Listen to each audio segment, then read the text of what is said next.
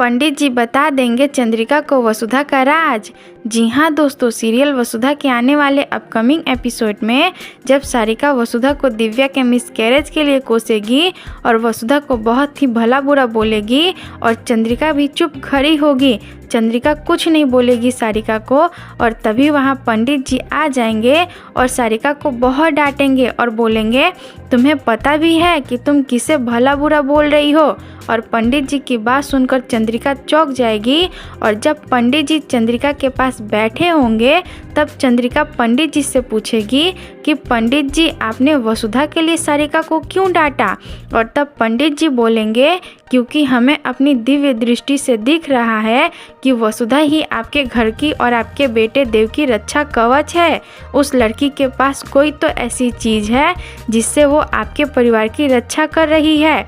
और चंद्रिका को पंडित जी की बातों पर यकीन नहीं होगा कि एक नौकरानी भला हमारे घर की रक्षा कवच कैसे हो सकती है। और तब पंडित जी बोलेंगे चंद्रिका याद करो, जब जब ये लड़की तुम्हारे घर से दूर गई है तुम्हारे इस घर पर बहुत बड़ी मुसीबतें आई हैं और उन मुसीबतों से छुटकारा भी तुम्हें इसी लड़की ने दिलवाया है। और चंद्रिका तो हैरान होगी पंडित जी की बात सुनकर और खुश भी होगी कि हमारे घर की रक्षा कवच वसुधा है।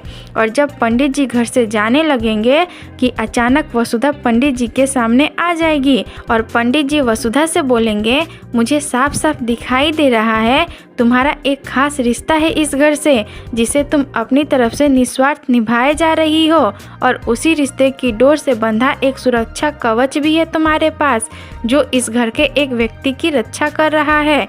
क्या मैं सही कह रहा हूँ? और पंडित की बात सुनकर वसुधा घबरा जाएगी और भागकर किचन में चली जाएगी और बोलेगी नहीं, मेरे मंगलसूत्र का सच कभी भी देवी हुकुम के सामने नहीं आना चाहिए। पर पंडित जी को वसुधा के बारे में सब कुछ पता चल जाएगा और चंद्रिका को वसुधा का सच पता चलना चाहिए या नहीं, आप हमें कमेंट में ज़रूर बताएं और इस वीडियो को लाइक शेयर और हमारे चैनल को सब्सक्राइब करें।